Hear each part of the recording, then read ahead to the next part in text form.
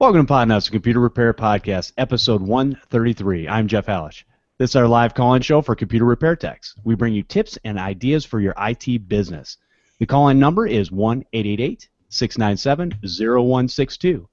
Let me introduce the co-host today. We have a special panel for you. We have Corey Fruitman from Instant Housecall. How you doing, Corey? Not bad. About you? I am doing excellent. Just excited to be here and talk tech. That's what we do all the time. And also joining us today, we have Ken Dwight, the virus doctor. How you doing, Ken? Great, Jeff. Good to be here. Good Thanks. to have you. So today's show is going to be slightly different. We're still going to talk about things for your IT business, and this in particular is something that Corey Fruitman has spent months and months agonizing and working on, and just putting together some ideas to help you guys out there. And what it's called is Jetpack.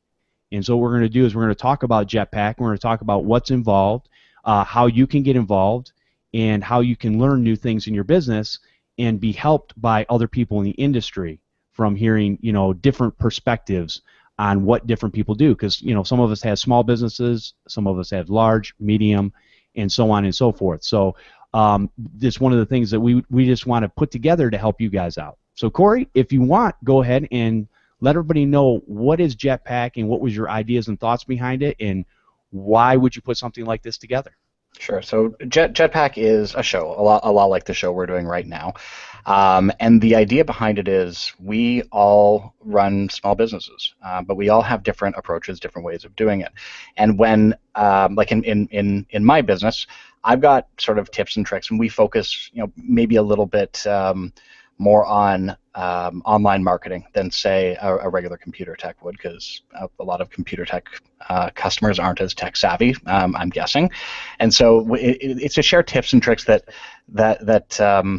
we use in our own businesses as vendors that you could probably use in yours.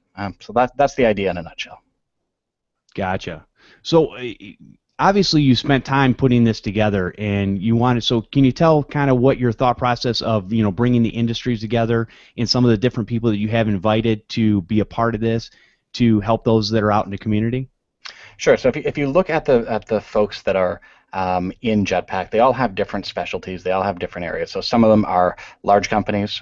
We've got Microsoft Canada on board. Some of them are large IT associations, so CompTIA, and then guys like myself and Ian from Repair Tech, who it gives a very different perspective and very different areas of expertise that we can all share. So I would imagine that when you hear from someone from Microsoft, they're going to be extremely process-driven, and they can probably tell you about that process very well and very clearly.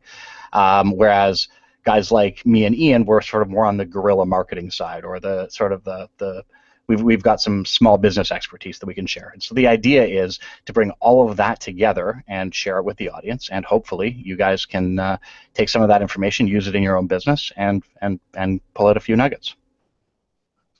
Very cool. No, sounds good. And then so, Ken, obviously, you being the virus doctor and you coming in and being a part of this, what is your thoughts, and what's one of the reasons when Corey approached you that you wanted to be a part of what was going on? Because I know your philosophies, and I know the behind the scenes stuff, but if you can explain to the audience what your thought process is, that'll help everybody else. Well, I think, as you know, my whole reason for being is training and education and helping IT support companies do a better job. And even at my advanced age, I'm still learning, and I think there's plenty of that to go around. And I think Corey had a great idea with concentrating on IT support organizations, their needs, their challenges, opportunities, things like that. And I was just honored to be invited to be part of it. Oh, very cool. Yeah, I think a lot of us, we all have the same philosophies, and even Ian from Repair Tech, he'll tell you the same things, that we're just trying to make the processes better for the different size businesses out there, and to help them in doing what they do on a daily basis. And because a lot of times, and I've said this before, and a lot of people know this, but we are all generally good technicians, or we learn to be good technicians, and we've got that part of the business down. But what I see is I see a huge turnover in this business, and it's almost worse than any other business that I've ever seen, car sales or whatever. There's a Except huge maybe restaurants. Well, that's true. The restaurants might be a good one too. But there's a huge turnover because I think a lot of times people are just tired of being out there by themselves and beating their head against the wall and not knowing that there's other things that are available to them to help them out in this industry. And that's the gap we're trying to bridge, right? Because we want to help those out there so that you stay in your business, you stay successful, you make it better, and you learn things that will help you. And so you're not sitting there working on your own, beating your head against the wall, and you go, I'm just tired of this, I'm going to move on to something else. And so I think that's what I'm getting from the message, and kind of the same, like Corey said earlier, kind of the same things that we do here. We want to help those that are out there. You're just starting out, or you've been in business for a while. There's different people that listen to this podcast, and it's not for watching my beautiful face because I have a face for radio, but it is for basically just learning new things. And quite honestly, it's the community that drives this show and will drive these other things, because the community brings stuff together and brings their take on it, and we can all share and get that information out to everybody. So I think that's one of the big keys there. Corey, can you kind of tell us what types of things are going to be talked about? Because people are asking, what does this mean? Is this another podcast? Is this another show that's going on? And can you kind of break it down and talk about the things that are going to be talked about on these different? And go ahead and share the dates and stuff when they're coming out. Sure. So if you go to, do you have the link up on podnutz.com? I have the link up here. Okay.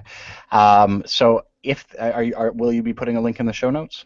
Yes, there'll be a link in the show notes. There already is actually from last week. Perfect. Okay. So if you go to that link and you click on that link, you will see the website. And if you scroll down to learn, which is what I'm doing right now, just so I can get the dates, you'll see what we're talking about. So it's kind of like it's a small business boot camp, and I mean, to some degree, from talking with Ian and Ken and some of the other folks, a lot of it's geared to stuff that we would have been interested in for our own businesses. And quite honestly, I've been learning a fair bit myself just putting it together, and I think everybody has. But we've got 4 shows. We're starting on June 29th. The 4 online shows are all live. They start June 29th, and every Monday, 9:30 a.m. Eastern through June 20th. And I'm just looking at the show descriptions. The first show is laying the foundations for growth, just understanding the basic differences between things like consultants, break-fix techs, managed service providers. We all work with all 3. I'm pretty sure Ken is that a fair assessment for you too? Yeah, absolutely. And so we've got a fair bit of experience seeing what our customers do and their different approaches. And I'm sure every one of us has had a customer say, can you take a look at my website, or what do you think of this marketing idea? So just sharing ideas that we've heard from across the industry, things that we do in our own businesses. The July 6th show is about hiring and laying the foundations for growth. So, little sort of tips and tricks that we've all used. Some of us have outsourced, some of us have people in our offices, the types of things that you have to do in order to make sure that goes smoothly, and maybe sharing a few mistakes along the way, and helping people if they're at that stage, figure out who to hire, how to hire, and then also maybe to avoid some of the mistakes that we've made ourselves. Show number 3, I'm just taking a look at it right now, is sales and marketing. So the types of things that we do in sales and marketing. And I was actually just talking to the woman who helps me with my marketing, Rachel, about not a trick, but a way that we sort of smooth along our marketing. And one of them is to sort of make templates that make sense. So for our email marketing, for example, we use a technique that we invented, has no official name, but it's called greeting nugget action pitch. And that's how, if you ever look at the emails that I send out or that Rachel sends out, they're always the exact same formula, but it doesn't feel like a formula at all. But it helps us make sure that we hit all the key points. And do you want me to describe greeting nugget action pitch right now, or do you want me to wait for the show? Why don't you just go ahead and wait for the show? I think that's a good. I mean, that's great information there, because a lot of us don't know how to do that, or have thought about doing things like that, but we're not really aware of what it is we can do to engage our customer base. And I think a lot of times, again, communication is key, right? You want to communicate to your customers, and so it's a beneficial situation going back and forth. You're taking care of your customers, they're paying you money, but you've got to be looking out for their best interests. And so a lot of us have a problem with selling, right? And the reality is, and I told this a long time ago, I said, for a lot of you out there, I said, just look at your spouse. I said, you sell all day long. So, with that being said, we do have a question in the chat room, and it said, will the Jetpacks be recorded for us cubicle dwellers that can't watch live? And that's from KB Nexus. So I can address that one. We are going to try our very best to do so. This is a bit of a beta test. So best thing to do is to sign up for the show. Try to make it to episode 1 as best you can. And we will know after episode 1 how the recording works and everything else, and getting all the links to our AMAs or Ask Me Anything where we do our product demos. Okay. No, that's fair enough. I would just say from a technological standpoint, we should have those. It shouldn't be a problem. So okay. That shouldn't be an issue at all. We will have them available in some form or fashion. I will, do my best to make that happen, but I don't think it's going to be a huge issue. So, but yeah, definitely what you want to do is you still want to sign up on the website. And the best thing for you guys that are listening to this show, because it's my show, is to go to the link that I have in the show notes so that you can sign up through that link. And what that's doing is it's telling us, where people are coming from, and what areas people are just needing help in and stuff like that. So definitely do that. Go ahead and sign up for it, and that way you'll get notifications and everything when it's coming live. I would imagine, right, Corey? Yeah, absolutely. So all of us are going to be sending out emails to our audience just to let them know what we'll be talking about and when it'll be. Okay, that sounds good. And Ken, now obviously you're the virus doctor. You're the only one that I know of. I trademarked the name, so I better be the only one. That's it. So obviously you want to see people be helped and stuff like that. But what is it you see that people need help with in their businesses as they're trying to move forward? Okay, and not to defer the question, but I know Corey got through the 3rd episode and not the 4th. So you want to sure go back and episode number 4 is going to be audience choice, so people can vote for what they want to hear, and then we'll have a meetup at ChannelCon in Chicago for folks who can make it out there. Excellent. Thank you, Ken, for keeping me on track. Well, I've been in that position before, so to try to be responsive. That's good. So, as you say, a lot of my clients and the people that have been through my workshop fall into all 3 of those categories. I've got people like me that are one-person consulting firms, break-fix shops, and MSPs. And pretty much across the board, most of us are having issues or challenges with exactly the topics that Corey was talking about, whether it's how to structure the business, hiring issues, how to make more money at it, how to get new customers, how to generate more revenue out of our existing customers, improve customer satisfaction, all the things that Corey talked about and that are planned for the series of podcasts are definitely of interest to everybody in the industry that I come in contact with. So. Okay. I think there's a big need, and nothing like this before that I know of. Right, and that's what it comes down to. We want to pull these different sources together to again just help those people out there. And I wholeheartedly believe that you will learn every time you listen to a podcast or you listen to any type of informational webinar like what we're doing with Jetpack. I think you're going to learn something. You're going to learn something new, and you're going to be able to move your business, propel it forward in a positive way. And I think that's really what it comes down to. So now, Corey, so we've got the 4 shows, and then obviously the meetup in ChannelCon. Do you want to cover that a little bit more in depth as far as what your thoughts are on the meetup? I know you had a little, I don't know what to even call it, a game or. So we're piggybacking a meetup onto CompTIA ChannelCon. The ChannelCon, I don't know, for those who haven't been to ChannelCon, it's an IT trade show, for lack of a better word. CompTIA is going to be providing some educational seminars. Some of them are going to be technical, some of them are going to be business related, it's a great place for everyone who's online to actually meet in person, because that's something in our industry, and this is something for me as well. I don't get to actually meet my customers that often, and it's nice. And I remember last year when we were in Phoenix with Mike and Carrie and the whole crew there, it was great to meet everyone and shake hands. I think it's just a great opportunity to sort of have a whole community who's been chatting online or posting in forums or whatever, have a place to congregate and shake hands and maybe have a beer.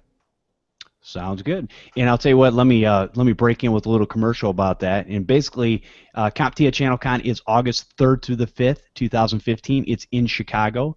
If you're anywhere even remotely close, or you want to just expand your business and learn some new things, I highly encourage everybody to do whatever you need to do and to get out to this event. It is, it's going to be tax deductible for your business, and hopefully, don't tell me you're not paying your taxes, because everybody needs to pay the taxes. I'm not trying to be that guy, but I am. Pay your taxes. No, because you don't want something to come down the road and bite you in the butt when when the IRS comes knocking and said, hey, you didn't do your job. And by the way, you owe us this much. So go ahead and do that right up front. I know it seems like a cost, but it is well worth it. Anyways, you guys can go to the link in the show notes for your free ticket to CompTIA ChannelCon in Chicago, provided by Instant Housecall. And just go there, click on the link, and you can sign up. It's free. That if you're flying in, that's going to give you free transportation to and from the airport. Most meals that are there during those days, the 3rd through the 5th, are going to be covered. My understanding is CompTIA feeds you very well. Is that right, Corey? It's very true. Okay. I've only attended one CompTIA event, but that was definitely the case with that one. Okay. They fed us well. You've got two people here that are telling you that you will get fed well. So, basically you can book a room, and I know Corey and I were talking before a couple weeks ago, and one of the other things too, if hotel costs are an issue and you're coming in, maybe find some people in your area, and you can drive in, fly in, whatever. But you can do like an Airbnb or something like that. Or I'm sure there's other hotels and stuff around the Chicago area. It's pretty big as far as that stuff goes. And maybe find yourself something a little bit cheaper. But I would highly encourage you guys to come out for that. And then also on Sunday night, which is actually August 2nd there at CompTIA ChannelCon, Lisa Hendrickson is putting on from Call That Girl, is hosting a Tech Nibble podcaster meetup. And it's Sunday, August 2nd at 5 to 7 p.m. at the CompTIA ChannelCon in Chicago. Get a chance to mingle with Podnutz, Tech Nibble, Mike Tech Show, the Computer Business Podcast, and Tech Vets communities. I will have a link in the show notes to sign up for the meetup if you're coming. But first thing, get your ticket, and that's going to be the first link in this order, and then sign up for the information for the meetup. And that way you know exactly when it's happening, what's going on, and we'll keep you abreast of what we're doing. All right. Well, I think with that's my commercial break. Let's go back into what we were talking about. So we've got this Jetpack, and did you mention the thing about the game that evening? I didn't. So we decided to make it put a little bit of fun into it. Do you know what Escape from the Room is? No. Okay, so Escape from the Room is a game where they lock you in a room. They literally lock you in a room. It's somewhere. It looks like a regular room. Somewhere in the room, there's a key. And the way the game works is you and 11 other people. So there's 12 people per game. Look through the room and try to find clues, solve puzzles, figure out where this key is, and escape from the room within 60 minutes. This one, and I've never seen this before, and I think it looks pretty cool, they've decided to add a little twist to it. So they've got a zombie chained to the wall. And so while you're solving these puzzles and figuring things out, there's this zombie that's trying to, I guess, eat your brain or whatever it does. And every few minutes, the chains on the wall get lengthened just a little bit to make it a little bit harder for you to solve those puzzles and figure out those clues and find that key to get out of the room. So fun little game. Hope folks will join us for that. It's $28, and you can sign up for that through Jetpack as well. Excellent. Yeah, definitely. You know, and what time is that? I think it's 10 o'clock. It's 10 o'clock. 10 p.m. 10 10 p.m. Yeah. p.m. on Sunday night. So definitely, you know, we're gonna have the podcaster tech nibble meetup, and we're gonna have the zombie, you know, eat your brains, fun game where you know we see exactly how smart or not smart that we actually are. Because some of us, you know, we think we're smarter than we are, but you know, so we'll definitely find that out. So definitely come for that challenge. I think it'll be a lot of fun. It's something to do. It's a fun. What do they call those? A team building exercise, or you know, something along those lines. So that's kind of cool. Anyways, all right, very cool. So, Corey, why don't you go ahead and talk about what are some of the things that you're seeing, you know, besides kind of what we talked about, that really prompted you to push and do something like this, and to involve people like people from Microsoft, CompTIA, you know, Channel Pro magazine, all these different, you know, entities. And what were some of the thoughts coming? You know, we tried to get as many people on the show today. Apparently, some people couldn't make it. No big deal. So, can you talk about what they are kind of thinking and what they're kind of bringing to the show, because from their standpoints, because obviously you've talked with these people, you know, in length over getting this set up. Yeah. So I mean, like all of these guys are people that I meet sort of in my travels, and they're people who know something I don't know or have taught me something, and it's information that they can probably communicate to you better than I can, because they know it with a bit more depth, a little bit more richness. So the purpose of having sort of all those people there is to get a diversity of opinion. And we're not always going to agree on everything. I think that's probably a given. But we're all going to be able to contribute something, and then you can pick and choose and see what makes the most sense for you. Okay. No, very good. Yeah, I think we, like I said, what we do is, you know, we have all this information, and what I call it is the grocery store method. And basically, when you go to the grocery store, even though you could actually buy, you know, pretty much anything you wanted at that grocery store, because everything's, you know, fairly inexpensive, but you don't really need everything. So one of those things that you do is you don't really, you just buy what you need, and you use it at that time, and then when you go the next week, you buy what you need that week. And it might not be the same things each and every week, but, you know, and sometimes maybe you go, hey, you know what? Those king dongs are probably unhealthy for me. Let me go get some asparagus over here. But then again, maybe not. I wouldn't. So, you know, but it's all a learning process, you know, and it's hopefully it's one of those things that we can, you know, kind of help people with. So. And Jeff, one thing just to jump in here for a second, you mentioned a little while ago that obviously we're going to be learning new stuff, and I think that's a given. That, but even if you only pick up one or two new pieces of information, it's generally time well spent.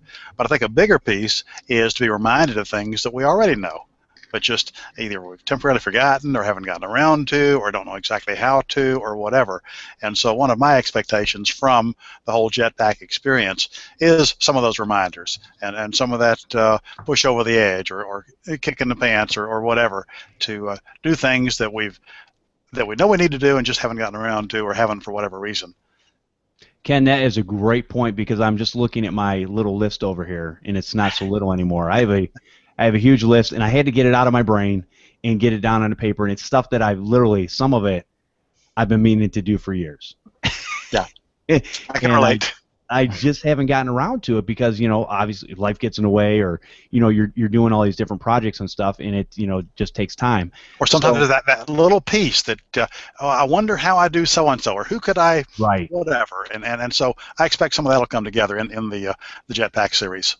Absolutely. And not only that, I think also, Corey, I think this is going to be also a place where people can kind of rub shoulders online, virtually, and kind of get to know some other people in the industry. And not only that, but, you know, kind of see some of their peers and what their peers are doing. And this is what I've really loved about this community in itself, is that it's a great community for people sharing. You know, and whether somebody sends me an email or I send somebody an email, we ask a question, or on Voxer or whatever it is, we're using all these different things to communicate with people, and, you know, there's information going back and forth, because, again, it's one of those things, I don't know everything, you know, and the day I do is the day I'm going to no longer be here. So Yeah, no, none of us know everything, and I mean, like I learn a ton from you. I learn a ton from my own customers. My customers share tips with me all the time, and I use them. It's when you sort of open that dialogue and you have everyone talking about stuff that they do, it's really cool. And in small business, I can speak from my own experience. It's very hard to find somebody who will share that information with you and will tell you sort of what works for them. Where it's not like a big business where we've got all these processes in place and we've got all these people to bounce ideas off of.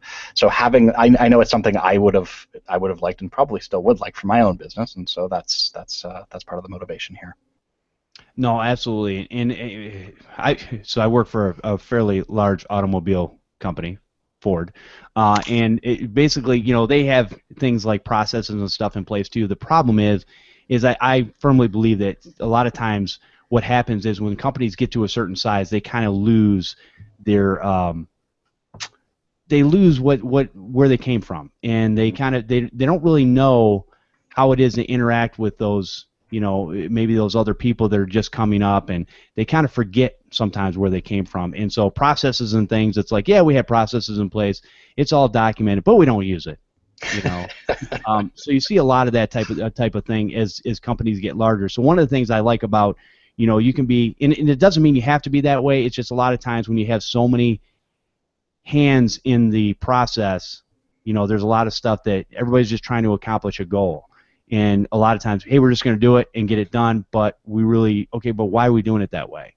And there's not really an explanation, or there's not anything that's going to help. And I think the other thing that Ken said too was that, I can listen to an hour-and-a-half show about something and only pick up one nugget out of that show, but it's like, okay, and I put it in my little brain dump and I can paper somewhere and say, okay, if I come across this, or this is something I need to do in my business, and it helps me, keep focused and keep looking forward, which, a lot of times if all you're doing is just kind of working the business, you're really not working the business is working you.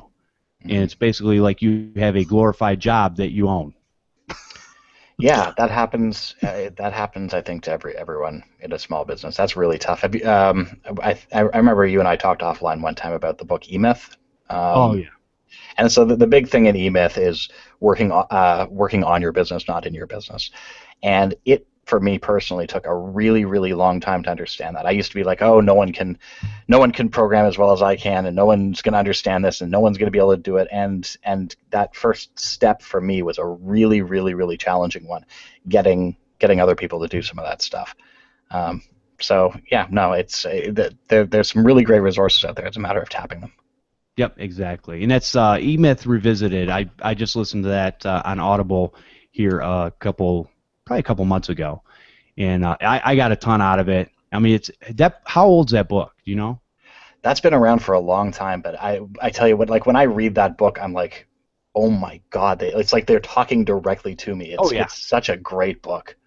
Absolutely, yeah, definitely check that book out, because a lot of the things we're going to be talking about, they're going to be more business focused for your business, tips and tricks that way, but a lot of what we do really comes down to mindset. And a lot of times we got to get out of the mindset that we're used to and get into another mindset where we say, okay, how am I thinking about this? Or, what do I need to do to make this better? Or how can I help my customer out? And it's like, it opens you up, because a lot of us, we're good at working the business. We're good at it being I think the book puts it as we're technicians, right? Most of us, tried and true, are technicians. We got to get our hands in it, like you said with the programming, Corey. Or I'm sure, Ken, you've even thought for yourself that, hey, nobody can remove viruses better than me because I'm the virus doctor. Right. But the reality is, trademark. Yeah, exactly. But the reality is, if we don't have, we can only go so far before there's only so many computers you can fix in a day, right, Ken? Yeah. I mean, so you're kind of stuck there. So, but if you can take your process and pass your process down to somebody else and go, here's the process, follow this process, and this is what you do in your class, is follow this process, and here's the result you're going to get most of the time. And I think that's great that you're able to do that in this industry, because there's a lot of people. not to talk about anything specific in this instance, but there's some things that people do that I'm like going, I know it works for them, but man, it's got to be. I would rather stick a fork in my eye than go back to doing my process that way. It just doesn't. It doesn't make any sense to me anymore. So, I want to make it better, but. Yeah, and Jeff, I'd like to go back to something that you touched on a few minutes ago in talking about the Ford issue, and obviously Ford is a huge company, and one of the things I think is so appealing about the whole Jetpack packaging and positioning is that it is specifically for companies with $2 million or less in annual revenues, which is that's a rounding error for Ford. Sure, exactly. Yeah, you're right about that. But it all comes down to scale, and you talk about marketing stuff. And somebody at Ford's going to say, oh, we just shoot for $10,000 a month. We can do so-and-so. And they don't even relate to the fact that for probably the majority of our audience, that's more than their gross revenues for a month. Right, exactly. But it's just a different perspective. And so I think tailoring this to not just small businesses, but what's referred to sometimes as micro businesses. Right. And of course, different definitions of small, medium, whatever, but micro businesses I've heard defined as 10 employees or less. Okay. Which is most of the IT support organizations. Most MSPs, a lot of people that come to my workshops are one-person break-fix or consultant firms. And so there's a lot of us out there. Right, exactly. I'm looking in the chat room right now, and we've got some people talking about, getting better at social media, internet marketing, for their business. And, it's like all these different things we can do. But sometimes it's like you got to kind of try them and see what happens, or you learn from somebody else. And I said, what was the quote? You can learn from somebody else's. Or wait, you can. I can't remember the quote now. Something about learning from your own mistakes, or you can either learn from your own mistakes or you can learn from somebody else's. Something to that effect. And it's like, why would I want to do the same thing that's going to give me a bad result when I can do something different that somebody ahead of me has already done, and I can look at that and go, okay, they already did that, it didn't work, let me see what we can adjust to make it work for me. Yeah, there aren't enough hours in a day for me to make all the mistakes. What were you going to say, Corey? No, I was gonna say, like, one of the things that I see a lot is a lot of small companies try to run their businesses like big companies, and to bog down a 3-person shop with a whack of process like what you have at your work doesn't make sense. The beauty of being a small business is that you can do really cool things that just can't happen in a big business. Like Jetpack would never have happened in a big business. It just wouldn't. There's a million things, and so taking the advantages of being small are huge, and that's why, for example, every tech out there can compete with Geek Squad because they're so process driven and they're so bloated with bureaucracy and rules and regulations that it's very easy to beat them just on a pure, just by being a normal human being. It really. Yeah, no, there's a lot of truth to that, and that's one of the things where I look at my business I look at it as a local business, and it's a one-on-one relationship between me and the customer. I'm there to help the customer out. We have this relationship. Yes, they're paying me money to do it, but I would rather have that relationship than just treat everybody as a number, coming through my doors and saying, okay, yeah, we're turn it and burn it, man, turn it and burn it, and it's just not the type of business that I want to do. So yeah, there's a lot to be said for that. But yeah, you're right. A Jetpack in itself, it takes, again, it's one of those things, kind of thinking outside the box. And we bring you guys a lot of stuff on this show on a weekly basis. We answer a lot of questions, and a lot of people are asking some of the same questions, and we're getting different perspectives from the guests on the show, which is very cool. But I want to also know from some of these other companies what it is they're doing, because I still think there's many, many things that can be learned about, business from, companies that have been at a smaller size and now that are a bigger size. And I agree with you, Corey. We don't want to get bogged down in I've got to spend, thousands of dollars right now in order to make money. You want to, okay, how can I build my business and have it grow organically over time, instead of me just throwing a bunch of money at it and trying to make it grow that way. So I think there's a lot to be said for that. I think part of it is also choosing what you want. I mean, not everybody wants to have a giant multinational. Some people do, some people don't. But it's a matter of sitting down, figuring out what you want your business to actually look like in 5 years. Do you want to have a building with your name on it, or are you happy where you are? And there's nothing wrong with either of those answers, but it's just picking how you're going to get from point A to point B. You need to know where point B is before you start out. Well, isn't one of the statistics that are out there is that 80% of people are employed by small businesses? I don't know if that's still true today. Do you guys know?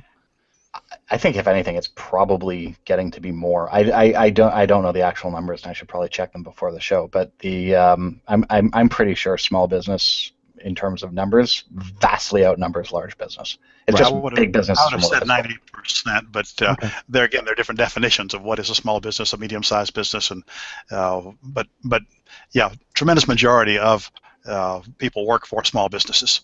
Exactly, and I think you can have a lot more control, I think, in a small business from what happens from the CEO all the way down to the people on the floor. And I think there's a lot to be said for that. And people are, like you said, Corey, people are perfectly happy with, they don't have to have necessarily a huge, place with a name on there and all that kind of stuff. I just want to be the personalized IT support for people out there. And, eventually I would also like to hire somebody at a decent wage that can do the work that, quite honestly, I'm getting tired of doing. Mm-hmm. But that never happens because nobody can do it better than me. Yeah, no, I know that feeling well. Most of us have that. I got over that hump, and I'll tell you, it really does make your life much easier. Yeah, exactly. Anyways, okay. All right. So what other things do we need to cover in here, Corey, that we haven't quite touched on yet, as far as Jetpack that I have not asked you about? I think we've covered all the stuff. I mean, I think folks who are listening have probably noticed that one of the key things is that there's no product pushing. It's really genuinely just about small businesses and having it grow. So the way we've got it structured is the show itself is 100% about running your small business. Obviously, we're talking to techs and business owners in the IT space and sharing stuff that we use in our businesses that hopefully you can use. After the show, we're doing AMAs. So if there's any Redditors out there, they know what that stands for. It's Ask Me Anything. It's basically product demos. And so we'll do product demos. So I'll be showing off Instant Housecall. I'm assuming that Ken will be showing off some virus removal stuff. Ian will be showing off the repair automation. And so it'll give you guys an opportunity to ask us questions about our products. And you can choose one demo after each show, and all the vendors will be there to answer your questions. Very cool. Yeah, and CT Tech guy was asking. He says, sorry he was late, but is there a link for the Jetpack's website? Yes, and it is itjetpack.com. If you guys could do me a favor though, and last week's show, in the show notes, there's a link there. If you can press on that link, yes, it is going to track where it's coming from, and basically just let me know what different directions people are coming from, whether it's through the website, Podnutz, or whether it's through Google Plus or Twitter or whatever. I just want to see where the engagement in different things are. So if you're not weirded out by that, please click on that link and go ahead and sign up through there. That would be great. If you are, no big deal. Doesn't matter. Still want you there. Go to itjetpack.com and go ahead and sign up. Let's see. Did you mention that it's free to attend? Yes. Yes, yeah, that's a good point. It is 100% free, and so it doesn't take anything to sign up. And just not only that, when you sign up for this, it's going to let us know that the people that are actually interested in learning things for their business. Obviously, you guys that watch this show on a weekly basis, you want to learn this stuff. So obviously, that's why you listen. And so this is kind of just an add-on to that. Go there, and you're going to learn more stuff about your business. And we just want to make sure that there's an interest out there. So, And it helps us understand who our target audience is. Like, so who exactly is attending and what their needs are, right? So if we know who we're speaking to, we can tailor the content better to them. Absolutely. And I don't know if I've told my audience this, but my audience, like I own them. But I don't know if I've told the audience this, is that, no, I don't own you guys. But you guys are what makes this show happen. You guys, your guys' and gals' interaction, you're answering questions, or I'm sorry, you sending in questions that are getting answered, you calling into the show. All these different things are what make this show possible. And it's going to be the same thing for Jetpack. You guys we want you guys as a community to drive the show to be what it is you want it to be, so that you can get the maximum, support out of it. And so that's why we kind of do these things, is, again, just it's about you guys, and we want you guys to be, hey, I need to know about this. And, so that's why after the live show, there's going to be an Ask Me Anything with the vendors, and you can ask those questions you've always wanted to ask. And maybe you meant to send an email or something, but you're gonna have some, obviously bigger players in there too that you're gonna be able to ask some of the questions from. So, I think it's a win-win, and I think it's gonna be very exciting to hear. And again, I love doing these things, and I love bringing information. And like I said, not that I know everything, but we're gonna bring a group of people together that can answer pretty much any questions out there, and we'll go from there. So, and Corey, as far as this, so do you see this going anywhere, like down the road? Are you just more concentrated on, let's get through these 4 weeks and we'll see what happens with that type of thing? You know how much work went into these 4 shows. I'm not sure that I want to do one a week, but in terms of where it's going to depend on audience reaction. So we're going to listen to the feedback, see what people say, and if people like it, then we'll keep going. And if people want us to make changes, then we'll make changes. It really is an experiment. We really are trying to get a feel for what people want to hear and what they want to learn. It's a conversation. We're trying to, we want to give you guys great info. So make sure that those channels are open. Make sure that there's feedback, and let us know what you want to hear more of, what you want to hear less of. Excellent. And Ken, as far as coming from you, I mean, obviously, you have a class and stuff that you do, and going back to that, before that, what'd you say? No. What do we call it? No, not. I want to say no pimping, because I use that word all the time. Oh, you mean in the kit that I sent to the vendors? Yes. And there's a no shilling rule. No shilling rule. There we go. Okay. I don't know why we're using German currency, but whatever. Anyway, so anyways, there's a no shilling rule, and basically, and that probably comes from somewhere hundreds of years ago that I don't even understand. So, with that being said, so obviously, everybody's got a reason for being here, and everybody's got their different products and services to sell, but that's never been the goal of putting these things together. So, and that's why they're going to come, engage in the conversation, and then they'll be able to share with you guys afterwards about their product or service, and that's a place where you can ask them questions and stuff and say, hey, what about this? Hey, what about that? And that's going to be the key to also coming to the live show, is being there, and you're going to get a chance to live talk to these individuals on the Ask Me Anythings.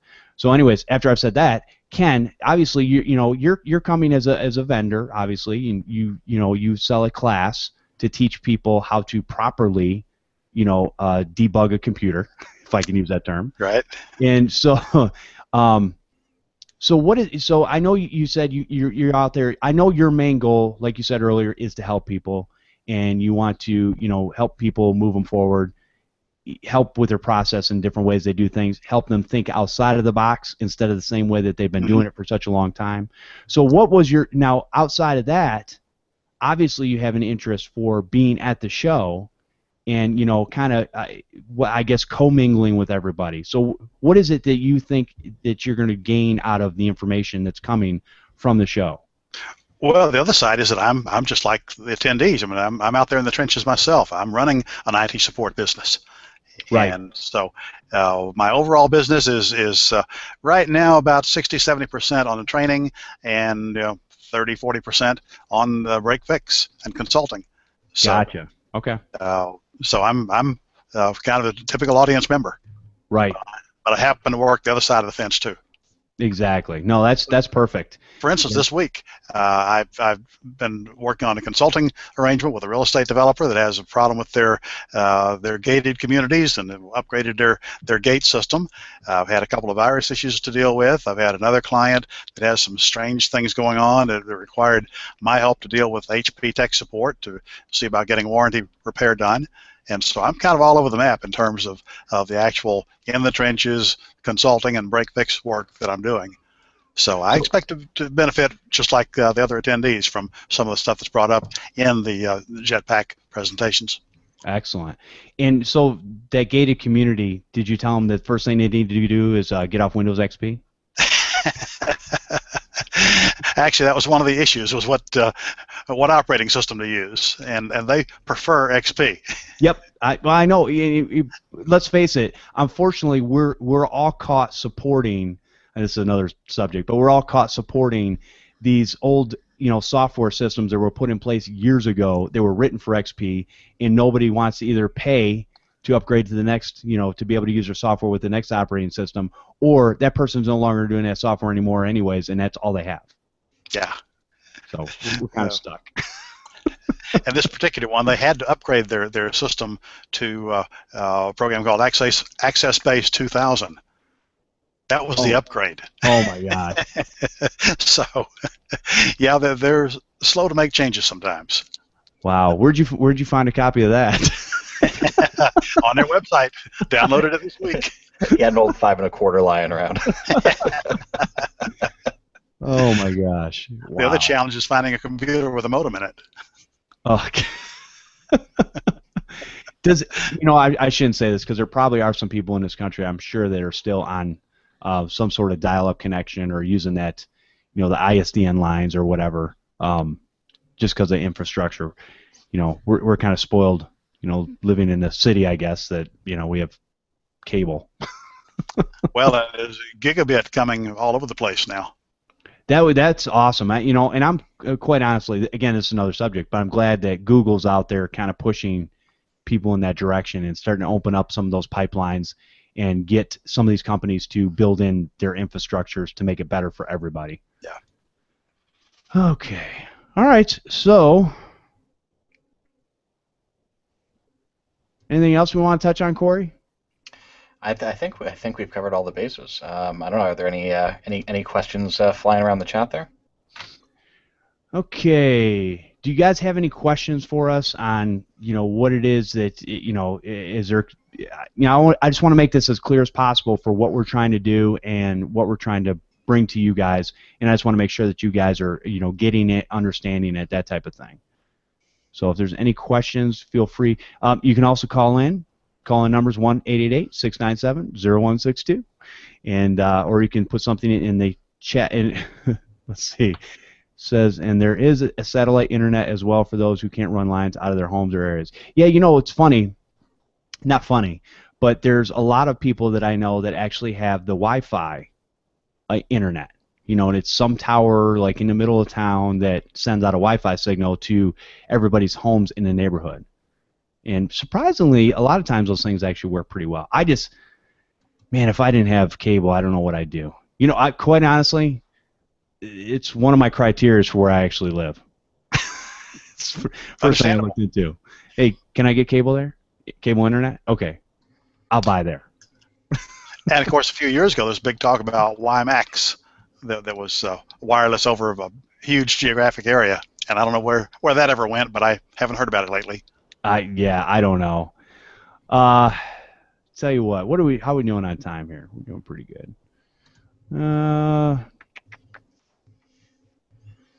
Looking through the emails and different things. I think, unless I really probably save some of these for next week, and we'll bring them on the show.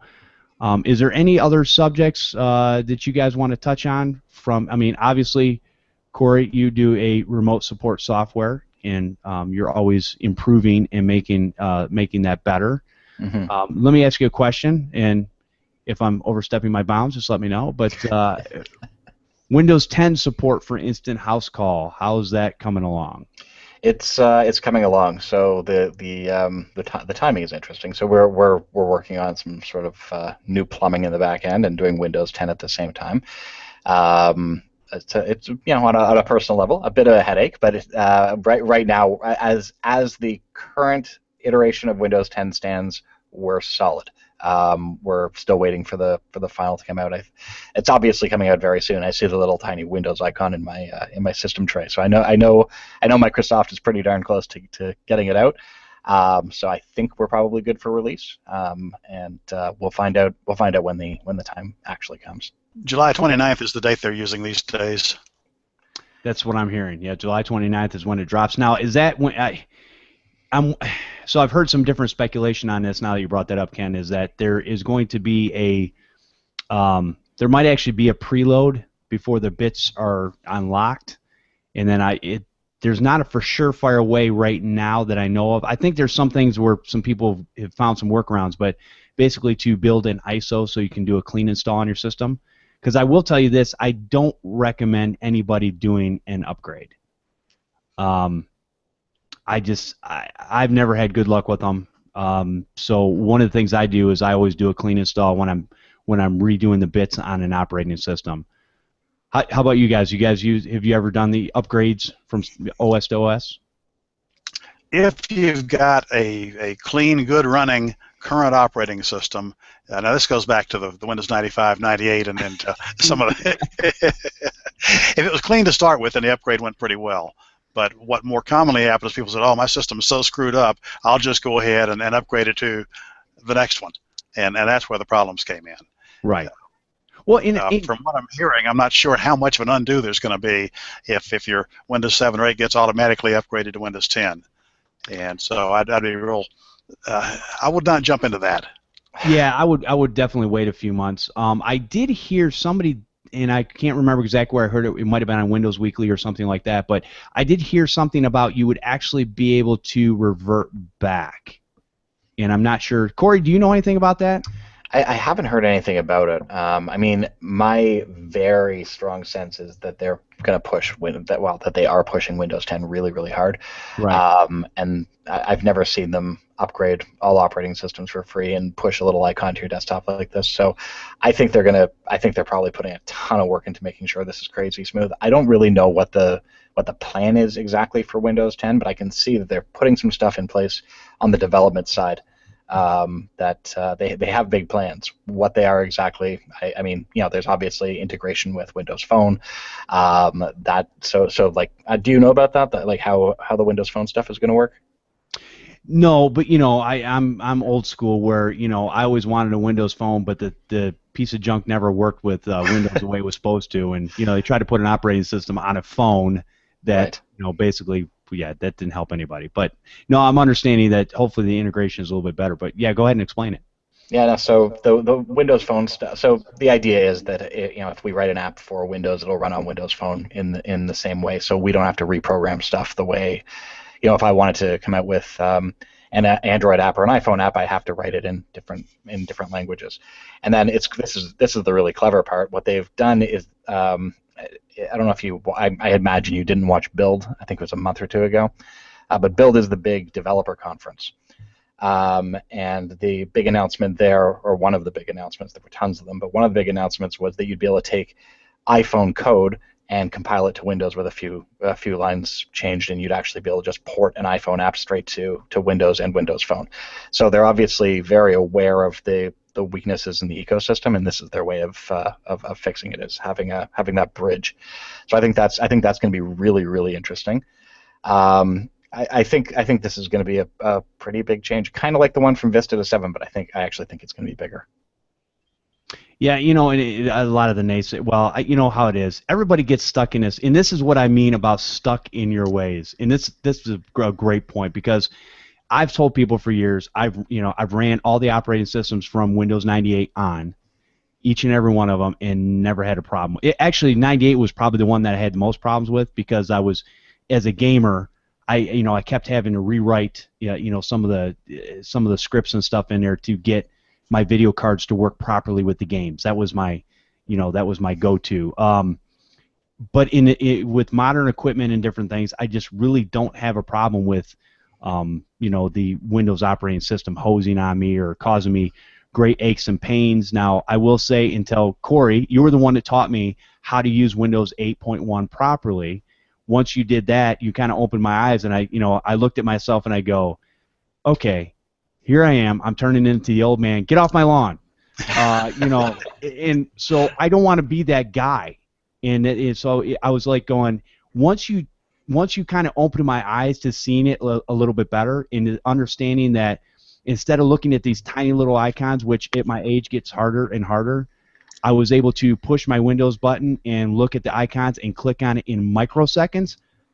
It clicked, and I said, oh, this is so much more easy to use, and it's so much quicker than the way that I was doing it before, where I was going through literally hundreds of programs I have downloaded on my computer to find the icon for that program, unless I was one of those people who put icons all over a desktop, which irritates me. And as a matter of fact, as a side note, for most of my customers, I get rid of most of those icons. Now people, pure panic, like, you don't. Oh, yes, I do, because most of them they don't ever use, and they don't. I've never had anybody come back to me and go, what happened to my icons? And the day that happens, I'll probably stop doing it. Back to the whole issue of upgrading in the first place, I think it's going to be a pretty easy sell for Windows 8 8.1 users to go to Windows 10. Where I think the real resistance is going to come in is Windows 7 users. And of course, Windows 7 is getting offered the same free upgrade that Windows 8 is, and I suspect there'll be a lot of foot dragging in the Windows 7 camp. I think the biggest. So all I have to say is, old people, move along. Hey, I've got dozens of AOL users. Do you really? Oh yeah. Yeah. One bragged to me the other day that he had met 3 AOL users in the previous week. I said, were any of them younger than you? And Ron is a few years older than I am. He said, no. So definitely AOL is the old people's way of accessing. But point is, there's still a lot of them out there. I didn't even know AOL. I have a customer. Yeah, I had a customer that just came in yesterday, and they're probably about my age. Maybe a little bit older, but right around my age. And basically, yeah, they AOL address. And I was just, as a matter of fact, probably most addresses that I see are AOL. If I were to look in my database, that's probably, I don't know why. It's crazy. Anyways, all right. So Ken, we kind of talked about Windows 10 and stuff in the chat room. John Dubinsky from Maven Group, he basically said that, and I was remembering this right, it sounds like there is a rollback from Windows 10 to previous OS, but he also says I would not hold your breath back up to get it back, and obviously always do a backup to protect yourself. And I learned that lesson a couple months ago. Even though I had 4 separate backups, it was still a pain in the butt to put it back together. So yeah.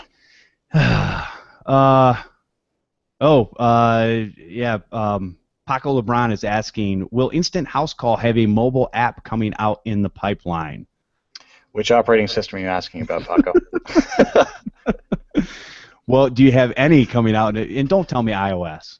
What's that? No. So the next mobile app is going to be for Windows. Just it's an easy transition for us. We've got the modern app that's going to be ported to Windows because of the universal apps, and I know everyone who's got an iPhone and Android out there is rolling their eyes, asking why on earth are you doing Windows Phone because that's such a small market share.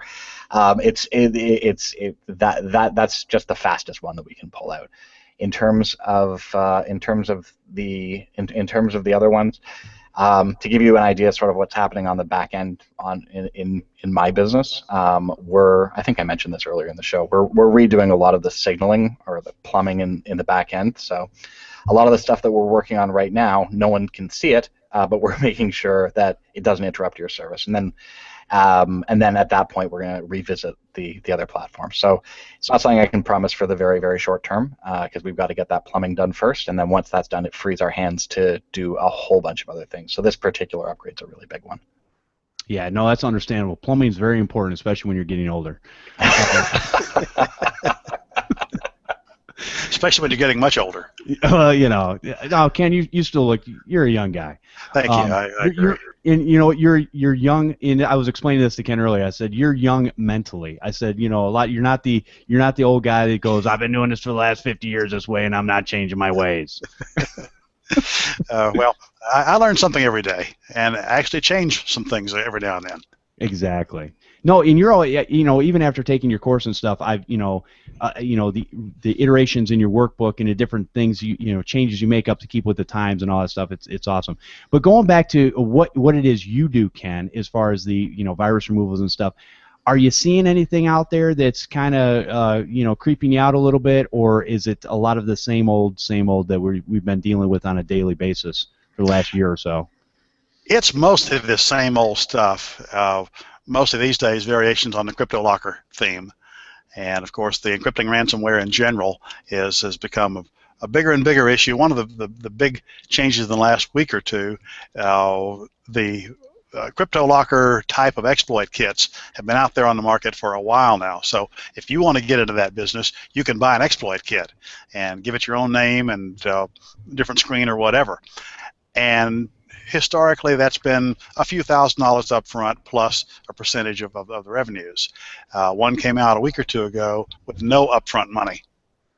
So I expect that to lead to a lot more of the encrypting ransomware infections. That's not good. No. Also, they've mostly stuck that same price point of $300 to $500 to decrypt, but there's a lot more talk about moving up the food chain to the much bigger dollars, and multi-million-dollar ransoms are in our future. Oh, wow. Now, did you hear about basically the developer of one of those products that actually he wasn't putting it out, he was selling it, and people were putting it out, the crypto virus, and basically he gave the keys back to all the customers or something like that? I've read about that, and my initial reaction was to take it at face value, and the guy seemed to be repentant, and gee, I'm sorry I did this, didn't mean for it to get to be this big a deal. But then there's been enough speculation that, well, what's his real motivation? And so are you really going to download something that he sends you?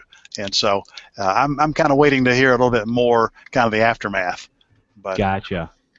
Somebody had said, he basically had, made money in a short period of time, selling it. So, take the money and run. But yeah, I that would be the end of the business deals, I guess. Yeah. And there was another similar thing that, what was it? A guy said, this has turned into a bigger hassle than I expected. I have to worry about being caught now, and so I'm going to get out of the business. So if somebody wants to buy this from me, I'll keep it available for the next 30 days, and if nobody buys it for the right price, then I'll give up the encryption keys. So kind of a different form of remorse there. Wow. And John just said he watched a F-Secure webinar on the crypto program, or the crypto program actually offers marketing advice and guidance with the service. Oh, yeah. Yeah, that's a lot of the exploit kits. They help you market it because, again, they're getting a piece of it. So, and they've got tech support. They've got marketing help. The whole works. This is crazy. Big business. Are you still seeing a lot of the, the Microsoft, whatever, Kaspersky scammers, whoever these companies are to come fix your computer? You still see a lot of that? Yeah, and here again, it's usually targeting the old people. Yeah. The phone calls come in. I'm from Microsoft, and we see that your computer's infected, and let me get on, and I'll show you. And of course, they're all scams, and they seem to be pretty well targeted because every one of them I have personally heard about has been somebody my age or older, which I'm 68 for anybody who doesn't know. Okay. So I don't think I've had anybody get one of those that was under 65. Okay, now I have, because some people have called me, some of my friends, and they're like, hey, they call me and say, hey, so and so is calling me from Microsoft, and it's a scam. Okay, well I thought it might be a scam, but I just wanted to double check and make sure that they can't see anything on my computer or whatever, that type of thing. Yeah, unfortunately, usually with those calls, one of the first things they do is plant a booby trap. And so as soon as you give them access to your computer, you're probably going to need one of us to get it fixed. Yeah, there's there's a lot of those that I was reading about one that basically somebody put a timer on there to shut the machine down, and they go, hey, if we don't clean this up, it's going to shut down like every 5 minutes, and it was basically a little kiddie script where you wrote the script to basically shut the machine down, if there's no interaction with the script, and freaks people out. One of my customers actually got hit, and the scammer actually brought up his and his wife's social security number on the computer screen.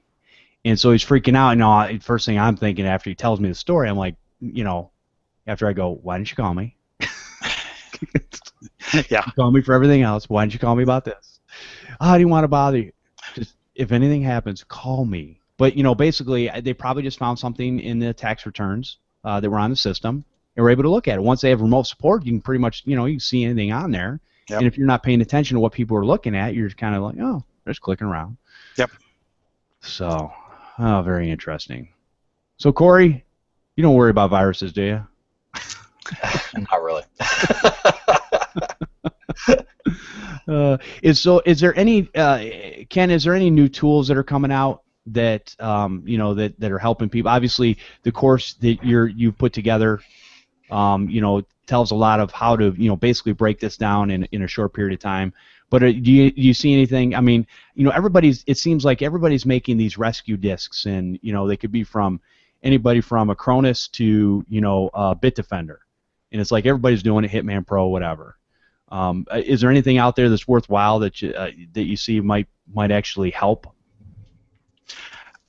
There's always something new out there, and overall, my impression is it pretty much stays the same. The names change, but the capabilities, the technology, I haven't seen anything really game-changing lately. Okay. Well, I guess from this standpoint, that's probably a good thing.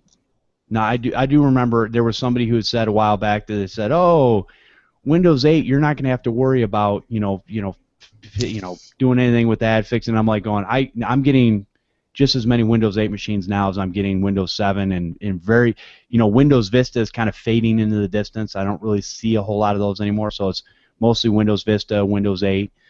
I think, just going down that rabbit trail we were talking about earlier, the Windows 10, I think there's probably going to be a lot of support issues, I would imagine, especially since, like you had said earlier, Ken, is that if you have a very clean system, you can probably do an in-place upgrade. I still don't, just because of registry issues with the Windows operating system, it's not something I still recommend. Will it work? Yes. Maybe. Will you have issues? Probably, but it's not guaranteed. But a lot of these people are going to do in-place upgrades, and the problem is when Windows is already broken because it's infected, has malware and all these different things on it.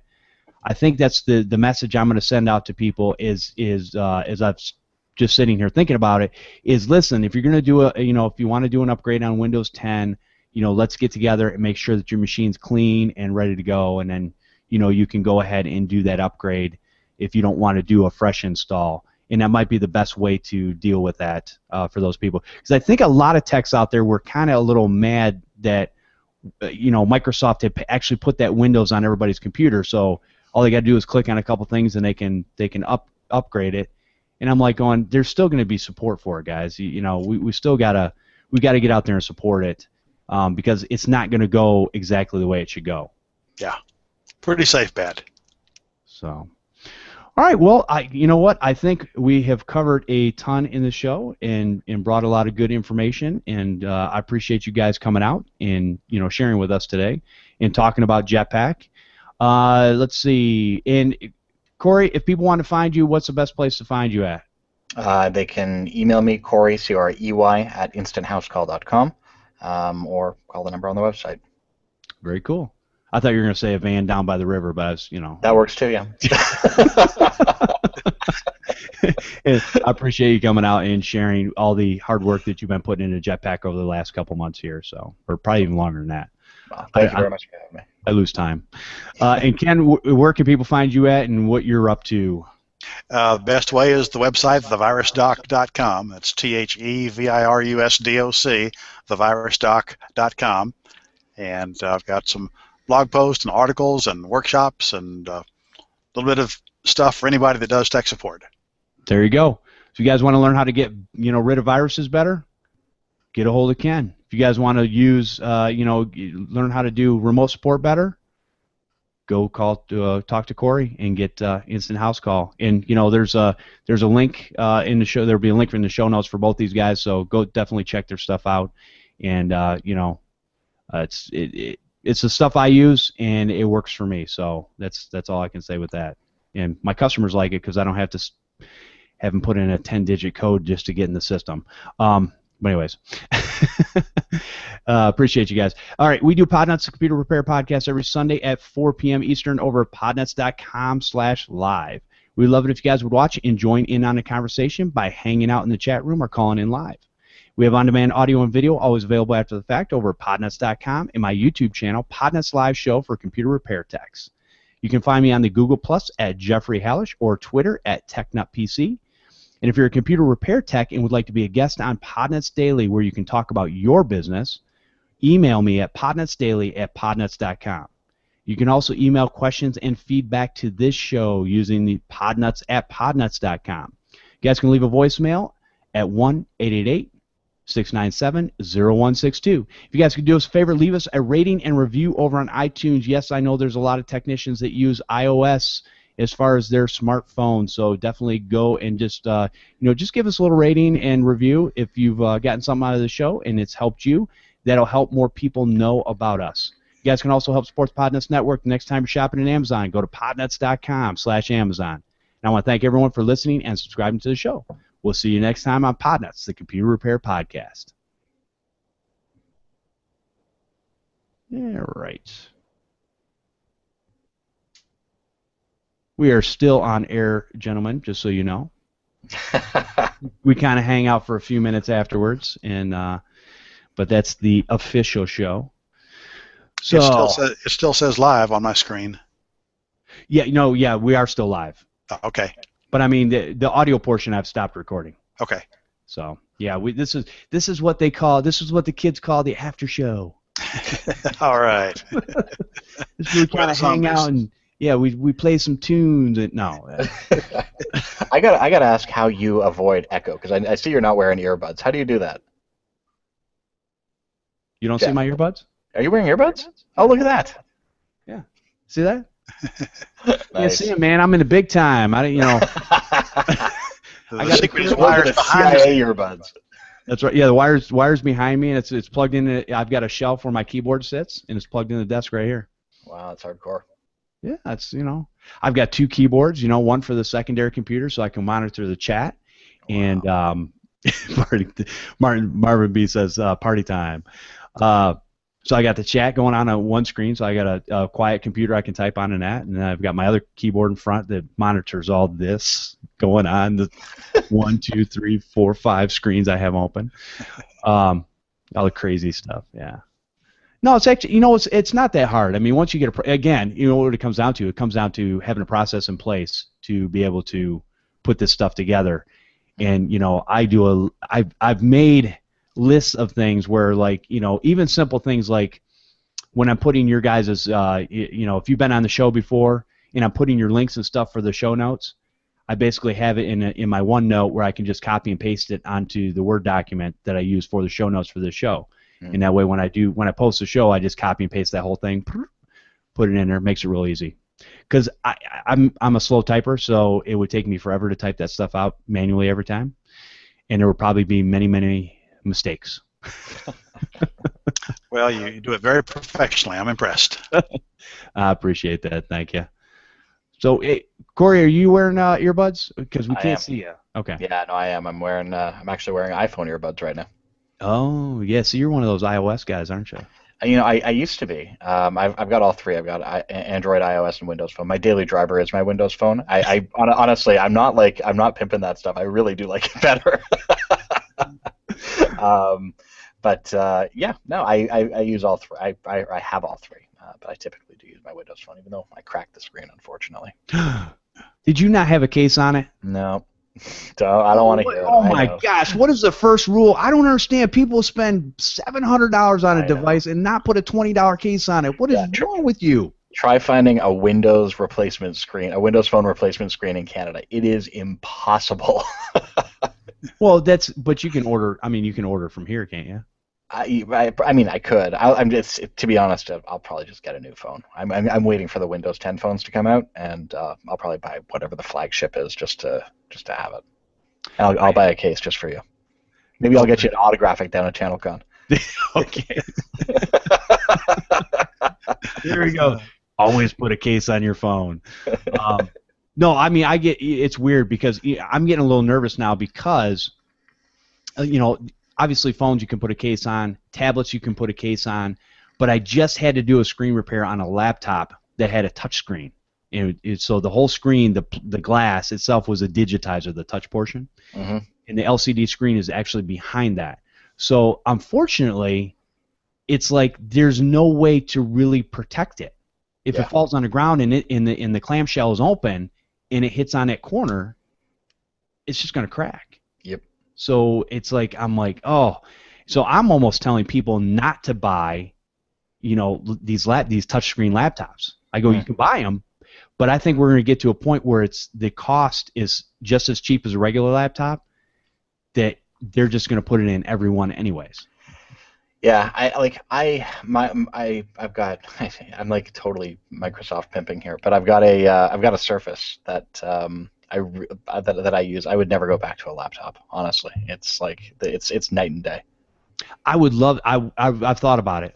I've entered a couple contests. I wanted a Surface Pro 3 just to play around with because I don't use anything mobile, but it would be nice to be able to. There are some things that I would like to do mobilely that I just don't because again, it's one of those things.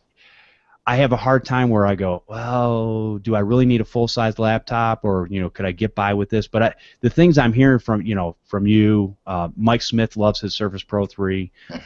It's something. It's light and easy to use. Ken, what type of laptop do you carry around, or do you? I'm still an old Toshiba laptop guy. Okay. And I love the Surface, but if I got one, I wouldn't want the Atom processor. I'd want the i3 or i5. You're looking at $1,700. Oh, I know. So I think what does the Surface 3 have in it? Well, they've got them with an Atom for $499. Yeah, I think if you get up to like $700-800, or I think it's like an $800 range, I think that you can get. I think a Core i5. I'm not 100% sure. I'm pretty sure you can't get an i5 in that range. Okay, maybe that's a little more. I think they start around 13 or 14. Gotcha. That's and that's the same. Get a Mac. MacBook, yeah. I mean, there you go. I just had a MacBook that came in. I don't know, it's a couple weeks ago, I guess. I can't remember. Anyways, no, I think it was last week. But anyways, it was in the kid's backpack, and some liquid had got spilled on it. Oh. And they had just bought it in like last November. It was a brand new MacBook Pro. Beautiful machine. So I go in there. I go, well, we'll see. It looked like the liquid went down the USB port. And fortunately, once I lifted the back off of it, I looked inside, and it looked like it only got around the edge, and then it looked like the USB port was actually more solid than some of them are, and it looked like it actually stopped it. So I was able to clean out the inside, clean some stuff out in there. But then what was weird was there was a sticker on the back of the laptop, or on the bottom of the laptop, where a bunch of wires were coming out from the battery, I think, or I don't know. There's a lot of loose wires and stuff in there. It's really weird. Anyways, when I lifted the sticker up, because I just wanted to make sure there was no liquid under there, I saw there's a little metal rod that was sitting on that sticker, and I'm like going, he kept saying this thing was shutting down. I said, I'm not sure it was a liquid. It might have actually been, when it heats up and that sticker kind of moves around because of the heat or whatever, and if it's touching between 2 points, it could be shorting that whatever that daughter board was, out. So very interesting. But I looked at it. I'm thankful I didn't have to take the whole thing apart, because I was like going, I really didn't want to. Yeah. There's just too many wires, and it's not, everything's so compacted in there that you literally got to pull things apart. I mean, even the battery wasn't all one battery. The battery was like 1, 2, 3, like 5 batteries. Whoa. In this thing. They were like kind of daisy chained. I don't know. It was weird. Anyways, very interesting. I had a client brought in an infected laptop the other day. That's actually a tablet. It was an HP. It's beautiful. It was about the size of an iPad and real thin, a beautiful screen, and touch screen, solid state drive. But I don't know what that thing cost. But that was a nice looking. It was a real keyboard. Okay. And thin. Of course, it didn't have an optical drive in it, but it was fast, good looking, good resolution. So nice. Yeah, that's another one I would consider. Yep. As far as tablet. Yeah, I mean, there's some nice Lenovo's out there. There's some nice, HP's got some. I think they all make good lines. I think a lot of times, with our customers, they probably, I don't want to say all, but a lot of them will probably, they might get a Black Friday sale and get a $300 laptop for a couple $100 or whatever, and it's like, and the thing's just, I mean, if you look at the core components on the inside, a lot of those are the same. Whether you get an AMD chip or a Core i3 or whatever. But the problem is it's the plastic is so thin and the hinges are so hard, even things like opening and closing the lid will crack the plastic where the hinges are screwed into. And it's just, or if you drop it on the ground, I saw one, and I think it was a Toshiba my cousin had, and it fell off the kitchen counter onto a wood floor. And hard drive went flying one way, computer went flying the other way, plastic went flying everywhere, and he brought it to me. He goes, "Can this be fixed?" I'm like, "Yeah, for a few $100, but for what you paid for, you might as well just go get another one." Or what I do is find one on eBay and swap out the hard drive. Oh, there you go. That's a good. See, there's a tip right there something I didn't think of. That's a good idea.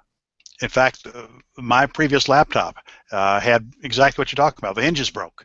Right. And it was like a $300 repair. I found one on eBay for, I think it was $60 or $70. Gotcha. And when I got it, it looked brand new. And sure enough, I just swapped out the hard drive, and I've got a new optical drive. I've got a good battery. I've got a good display. I don't use it anymore, but it was that lasted me for a year or so at the time. That was my XP machine. Okay. Oh wow. So XP. I haven't used XP in such a long time. I mean, obviously, we're still, we're still dealing with, like I said before, there's certain people that have to have XP for whatever reason, software wise, or it's what they're using. Mm-hmm. Corey, we lost you. Are you back? All I see is the head. Well, and I saw on the screen it said Corey has joined, but. There you go. He's joined again. Yeah. Oh, 2 for the price of 1. We got 2 Corys for the price of 1. Nice. and I actually have a client to see. I told him I'd be available after about 4:30, so I'm going to need to head out. Okay. Well, Ken, I appreciate you coming out and sharing with us today. It was great. I appreciate the opportunity.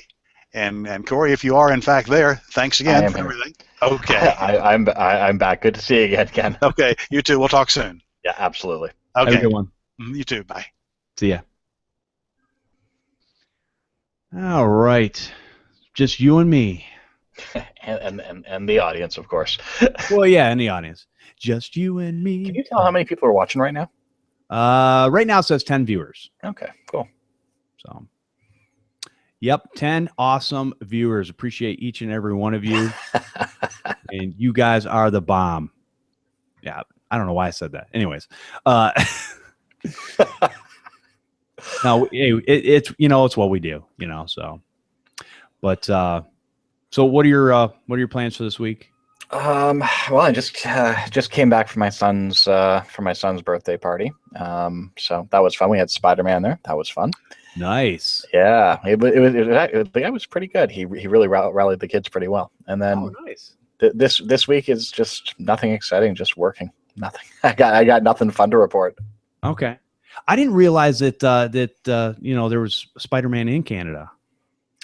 Yeah. No, every now and then he's got a passport, so he can come across the border anytime he wants. I think he has a Nexus card too. Gotcha.